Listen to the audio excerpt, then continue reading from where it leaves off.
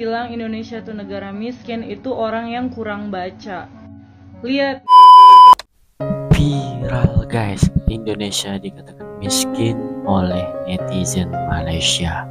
Oke, begini tanggapan netizen Indonesia mengenai Indonesia dikatain miskin guys. Dan kali ini kita bakal reaction di channel The Wanderer guys ya, dimana videonya berjudul Indonesia miskin kata netizen Malaysia. Ini tanggapan orang Indonesia. Kita langsung aja ke videonya guys, check it.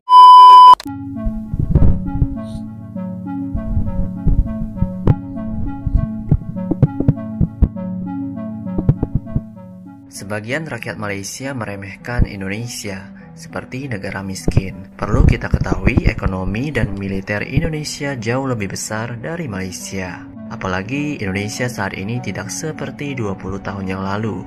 Pertumbuhan ekonomi Indonesia pun lebih besar dibandingkan negara-negara ASEAN lainnya. Begini cuplikan videonya. ini netizen tetangga kok nggak ada sopan-sopannya ya, dan kurang baca kayaknya. Orang yang bilang Ini Indonesia itu tanggapan, negara orang miskin Indonesia itu orang yang kurang bahwa baca. Malaysia kurang baca Lihat ya. nih, ini data yang Jelasannya. ngeluarin bukan saya, bukan bapak saya, bukan juga orang Indonesia yang ngeluarin. Ini IMF langsung yang ngeluarin. Indonesia di peringkat 16 dan Malaysia nih di peringkat berapa? Bukannya mau ngejelekin, demi Allah, nggak mau ngejelekin.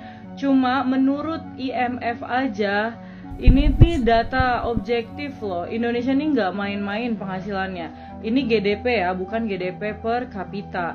Jadi kesimpulan yang diambil adalah total penghasilan orang Indonesia itu ya memang sebenarnya lebih besar daripada penghasilan Malaysia gitu. Bukannya mengatakan Indonesia lebih baik, enggak gitu. Cuma kalau dilihat per kapita memang akan kalah karena rakyat Indonesia itu lebih banyak. Kaya, anak muda kita tak merempat seperti Indonesia. Kalau Indonesia anak muda dia bagus, dia tak keluar negara untuk cari kerja. Gojek hanya untuk orang miskin seperti di Jakarta, di Thailand, di India, di Cambodia. Gojek boleh pergi. Bawa Gojek tak boleh menjaminkan masa depan anak muda. Merosakkan anak muda lagi ada. Kita bukan Indonesia. Yang pakai sepeda motor di negara tetangga Indonesia ini dianggap orang miskin guys. Hah? Oke, like dulu yang masih pakai sepeda motor guys. Inilah fakta miris bagi pemilik motor di negara tetangga kita Malaysia. Karena cuma orang miskin yang benar-benar miskin atau pekerja imigran saja yang pakai sepeda motor di negara ini. Karena bahkan orang miskin di negara Malaysia semuanya punya mobil guys. Maka tak heran jika Malaysia memberikan akses kepada pengendara motor untuk juga bisa menggunakan jalan tol di negeri ini. Menariknya tak ada batasan kapasitas mesin motor, entah itu motor gede, Supra atau Beat. Semuanya juga tidak perlu membayar tarif tol alias gratis. Ketika orang Malaysia ditanya kenapa pemotor boleh melintasi jalan tol, jawabannya pun sangat-sangat mengejutkan guys. Kata mereka orang yang naik motor itu adalah orang miskin dan mereka dibebaskan untuk tidak bayar pajak atau tol, jadinya gratis. Uniknya lagi di sana ternyata tak ada ojek motor, semua pakai taksi, bus dan juga kereta api untuk bepergian. Salah satu bos taksi di sana bahkan pernah menyinggung Indonesia sebagai negara miskin sehingga Gojek bisa beroperasi di negeri itu. Jadi pelajaran apa yang bisa diambil dari sini guys? Kayak teman-teman udah gak asing ya sama tiktoker yang cerita kalau di Turki tuh mereka tuh suka ngomong kayak Indonesia negara miskin, aduh di sana kehidupan susah, mereka kelaparan di Indonesia segala macam. Tapi sebenarnya ada juga loh kata-kata menyenangkan gitu yang keluar dari mulut mereka saat aku menyebut kalau aku orang Indonesia. Oke, yang pertama, kalau tukeran presiden yuk. Oke, jadi seperti teman-teman tahu ya, kalau di Turki tuh mereka kurang suka dengan pemimpin yang sekarang, tapi mereka nggak ada pilihan lain lagi gitu karena lawan politik pemimpin yang sekarang mereka lebih nggak suka. Tapi mereka juga menyalahkan pemimpin mereka karena keadaan inflasi yang terus-menerus, dan mereka tuh tahu gitu kan kalau di Indonesia tuh inflasinya sangat stabil.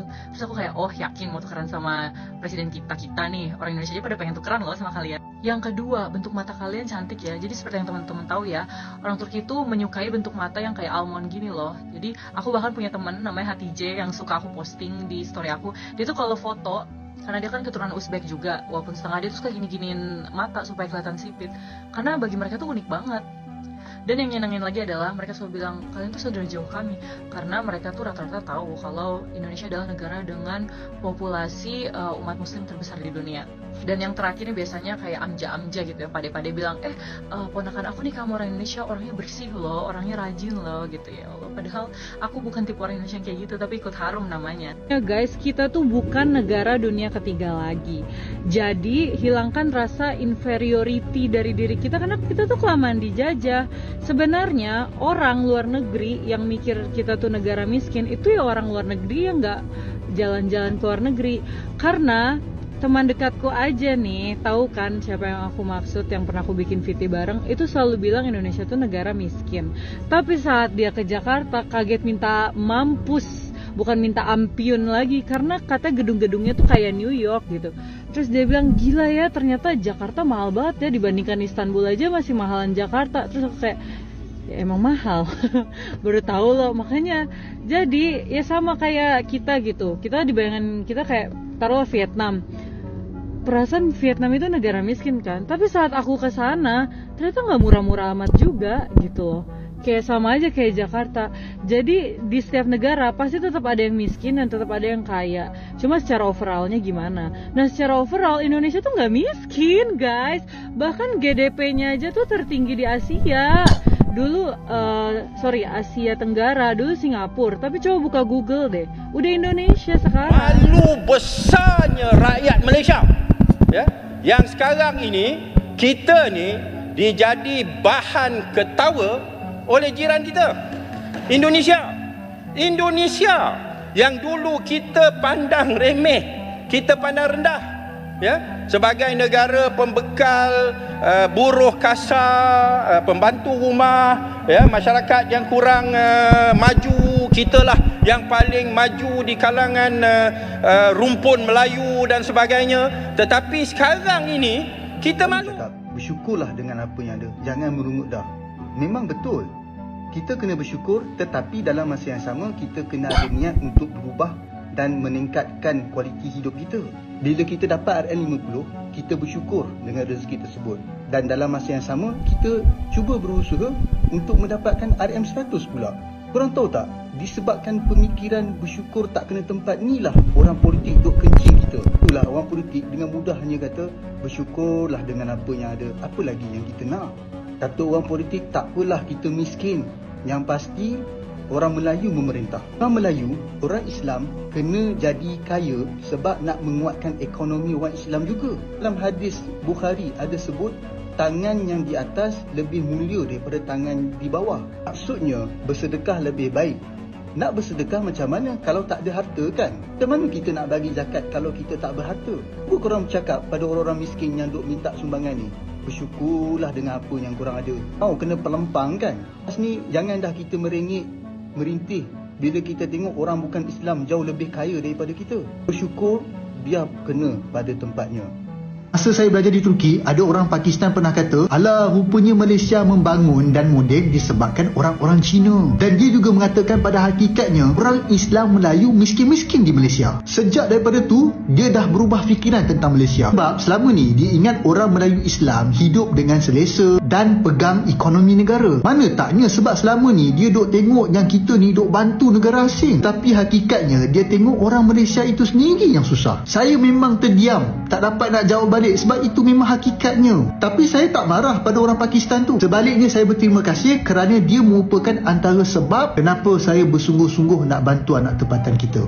Betul tu, Semenanjung tidak semaju yang kalian fikirkan. Yang maju tu hanya Kuala Lumpur dan Pulau Pinang. Negeri-negeri lain di Semenanjung pun banyak masalah pengangkutan, pengangguran dan kemiskinan. Meskipun Kuala Lumpur dilihat maju, tetapi jalan rayanya sangat teruk. Jadi, tolong hentikan perbandingan antara Semenanjung dan Sabah Sarawak. Kita ni semua sama sahaja, bangsa ahli politik yang tidak cermat. Daripada kita terus membandingkan antara satu sama lain, kita harus bergerak seiring memperjuangkan hak kita dan paksa ahli politik galas tanggungjawab mereka membangunkan negara. Daerah termiskin di Malaysia 2019 dalam buku RMK ni, halaman chapter 5.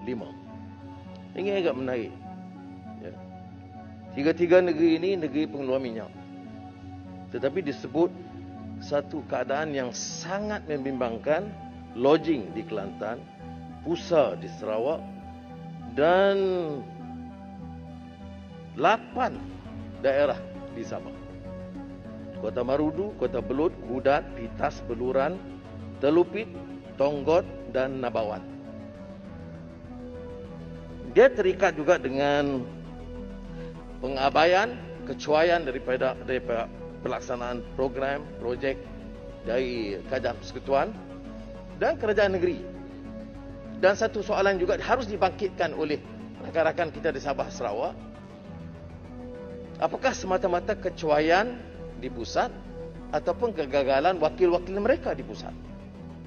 Keduanya adalah apakah benar dana itu sentiasa tidak mencukupi, padahal pemimpin-pemimpin negeri banyak yang kaya raya.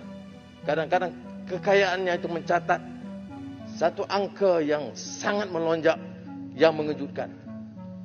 Ini juga harus dibahas. Saya berada di Jakarta, Indonesia.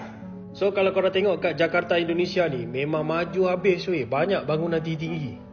Jalan raya dia pun cantik. Orang Malaysia lagi cantik jalan raya dia. Ya. Jalan dekat sini memang cantik. Dari segi susunan jalan. Dari atas. Lepas tu laluan bas dia kat tengah nampak. Ni laluan bas dia. So maknanya dari segi public transport dekat Jakarta ni memang efisien. Paling menariknya, orang-orang muda dekat sini semua kerja bagus-bagus. Peramah, lepas tu nampaklah keikhlasan mereka bekerja. Pergi mana-mana, semua ada polis. So kadar jenayah kat sini pun tak tinggi dah. Dan ramai juga orang Indonesia yang kaya-kaya kat sini. Kereta Alphard, Wayfire, Honda, Toyota tu kereta biasa je. Kita kalau kat Malaysia pakai Toyota, pakai Honda, dianggap orang kaya kan? Dekat sini Toyota ke Honda ke kereta common. Nampak gayanya negara Malaysia ni dah banyak ketinggalan dah. Bulan Oktober ni akan ada kereta api laju. So rakyat dah boleh pakai dah kereta api laju. Dan yang paling menarik dekat Indonesia ni, tiada isu perkauman. Orang Cina, orang India ataupun apa-apa bangsa yang ada dekat Indonesia ni semua bercakap Indonesia. Baru betul satu Indonesia. Nah, Sobat Maju, begitulah tanggapan dari berbagai pihak Indonesia dan di Malaysia. Bagaimana pendapat kalian?